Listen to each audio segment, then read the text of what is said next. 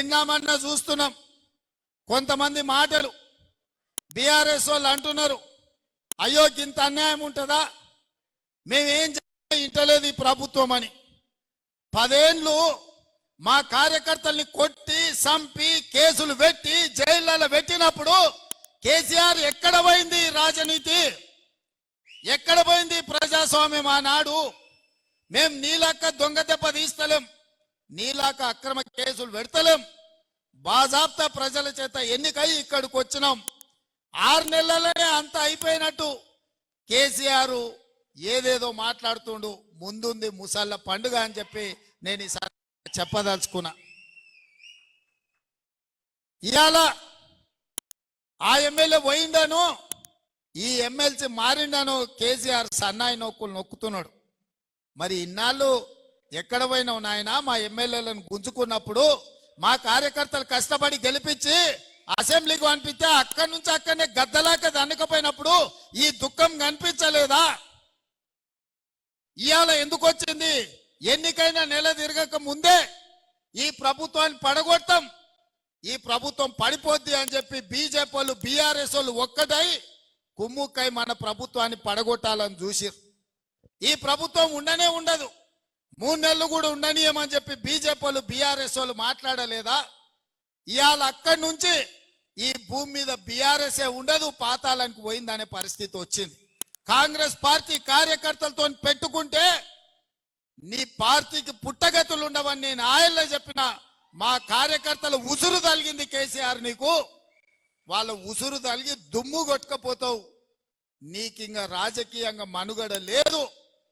ఇప్పటికైనా నువ్వు అర్థం చేసుకొని ఈ తెలంగాణ రాష్ట్రాన్ని సోనియా గాంధీ గారు ఇచ్చిండ్రు, ఈ తెలంగాణ రాష్ట్రాన్ని అభివృద్ధి పదం వైపు నడిపించాలని మేమందరం కష్టపడుతున్నాం.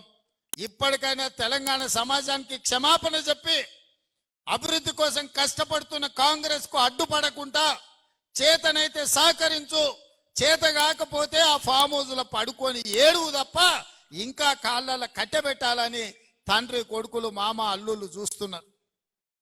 పాతకాలం లాగా లేరు మా కార్యకర్తలు. ఎవడైనా ఈ ప్రభుత్వానికి కాళ్ళ కట్టెబెట్టాలని చూస్తే ఈపులు విమానమూతమవుతాయని చెప్పి నేను ఈ సందర్భంగా చెప్పదలుచుకున్నా. తన దాకా వస్తే గాని తెలియదు అన్నట్టుగా ఇవాళ కేసీఆర్ దాకా వస్తే గాని కేసీఆర్ కు తెలుస్తలేదు. ఇవాళ ఢిల్లీకి పోయి 4 రోజుల నుంచి హరీష్ రావు కేటీఆర్ మోడీ చుట్టూతా పిల్లి తిరిగినట్టు తిరుగుతున్నారు. ఏదో ఒకటి చెయ్యి మమ్మల్ని ఎట్లన్నా కాపాడు అని. కాంగ్రెస్ పార్టీ కార్యకర్తల్ని సతాయించినోడు ఎవడైనా లెక్క చెప్పాల్సిందే. ఇవాళ వంతు కేసీఆర్కు వచ్చింది అని చెప్పి నేను సందర్భంగా తెలియజేస్తున్నా.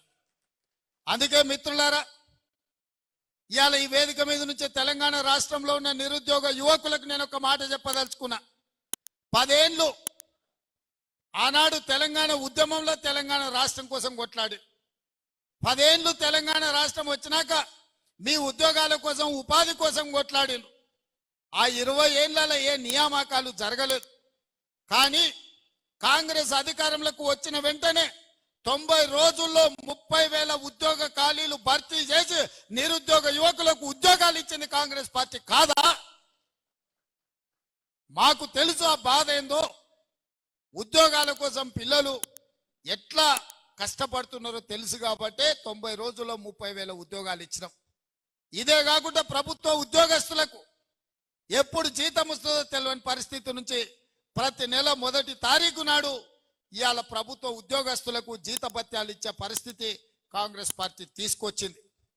ఇదే కాదు, డిఎస్సి నోటిఫికేషన్ గ్రామాలలో తండాలలో గూడాలలో పేదోళ్ళ పిల్లలు చదువుకోవాలి, టీచర్ల నియామకాలు చేపట్టాలి అని డిఎస్సి నోటిఫికేషన్ ఇచ్చి 11,500 ఉద్యోగ ఖాళీలు భర్తీ చేయడానికి ఇవాళ పరీక్షలు పెడితే ప్రతి తలమాసినోడు వచ్చి డిఎస్సి పరీక్షను పోస్ట్ పోన్ చేయమంటారు. నేను అడగదలుచుకున్న ఈ వేదిక మీద నుంచి 10 ఏళ్ళ డిఎస్సి నోటిఫికేషన్ ఇయ్యనందుకే కదా పిల్లలు కొట్లాడింది, పరీక్షలు పెట్టమన్నది. 2022లో నోటిఫికేషన్ ఇస్తే ఇప్పటి వరకు పరీక్షలు జరగలేదు, పెట్టమనే కదా అన్నది. మనం క్యాలెండర్ డేట్ ప్రకారం ఇవాళ డిఎస్సి నోటిఫికేషన్ నుంచి పరీక్షలు పెడుతుంటే కొంతమంది టిఆర్ఎస్ సన్నాసులు పరీక్షలు రాయనోళ్లను చదువు రానోళ్లను ఇవాళ ఈ ప్రభుత్వం పరీక్షలు వేయాలంటారు.